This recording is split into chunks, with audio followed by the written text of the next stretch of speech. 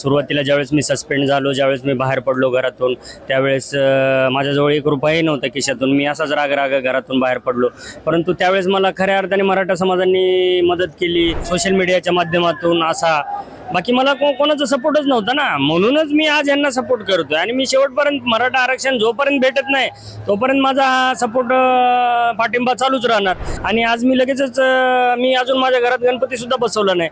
म्हणलं पहिले आरक्षणाचं काम, नंतर मग आपल्या घरात गणपती येतील. नमस्कार, मी संतोष साबळे. मी आता आझाद मैदानावर आहे. मनोज जरांगे पाटलांचं उपोषण सुरू आहे आणि माझ्यासोबत इथं उपोषण स्थळी एक अशी व्यक्ती आहे की जी अख्खा महाराष्ट्र त्यांना ओळखतो. ते ओबीसीतून बिलॉंग करतात. तेच म्हणजे माजी PSI रणजित कासले, माजी PSI बडतर्फ PSI रणजित कासले सर माझ्यासोबत आहे. सर, तुम्ही काय सांगाल एकंदरीत इथं आल्यानंतर काय भावना आहे? भावना म्हणजे बघा, मी खऱ्या अर्थाने मराठा आंदोलनाला सपोर्ट करण्यासाठी आणि मनोजदादा जरांगे यांना सपोर्ट करण्यासाठी मी मुंबईमध्ये आलेलो आहे. सुरुवातीला ज्यावेळेस मी सस्पेंड झालो, ज्यावेळेस मी बाहेर पडलो घरातून, त्यावेळेस माझ्याजवळ एक रुपयाही नव्हता खिशातून. मी असाच राग घरातून बाहेर पडलो. परंतु त्यावेळेस मला खऱ्या अर्थाने मराठा समाजाने मदत केली. मराठा समाजांनी सोशल मीडियावर आवाज उठवला. मला आजही सोशल मीडियावरती मराठा समाज खूप मोठ्या प्रमाणात मला सपोर्ट करतोय.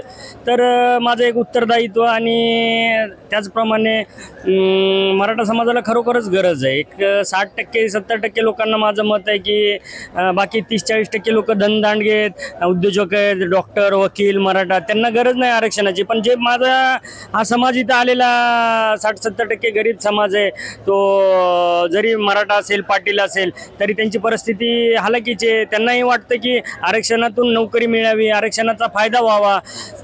या उद्देशाने हे लोक सगळे जमलेले आहेत. आणि यांचा संघर्ष योद्धा म्हणजे मनोजदादा जरांगे पाटील. तर त्यासाठी मी इथं खूप मोठ्या प्रमाणात सपोर्ट करण्यासाठी मुंबईत आलेलो आहे. तुम्ही जेव्हा हे सगळ्या घडामोडी घडल्या तुमच्या बाऱ्यामध्ये, अख्खा महाराष्ट्र पाहत होतो, नेमकं तुम्ही ड्युटीला कुठं असताना तुम्ही सस्पेंड झाले?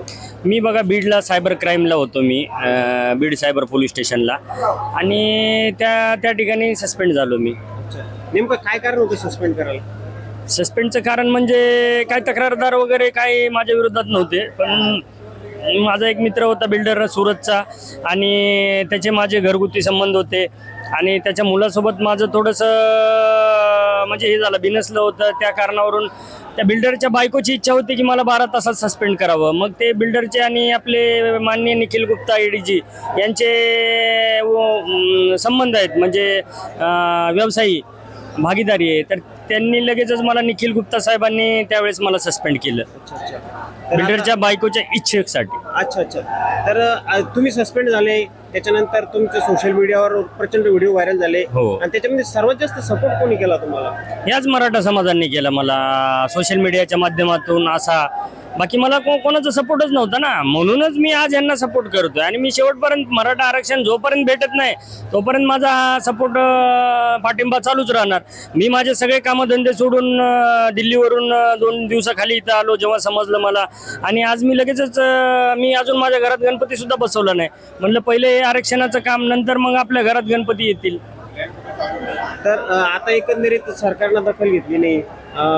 जरांगे पाटलाच्या उपोषणाचा आज 3रा दिवस आहे. काय वाटतं याच्याबद्दल? नाही, दखल तर घ्यावंच लागणार. एवढ्या मोठ्या प्रमाणात मराठी इथे जमलेले आहेत, आणि या आंदोलनाची दखल 100% घ्यावीच लागणार. मला आत्ताच असं समजलं पत्रकारांकडून की शरद पवार सुद्धा आज, माननीय शरद पवार हे या ठिकाणी भेट देणार आहेत. विखे पाटील, काही मराठा आमदार, खासदार सुद्धा बाजूने आता चालू झालेत, त्यांची सुद्धा लॉबिंग.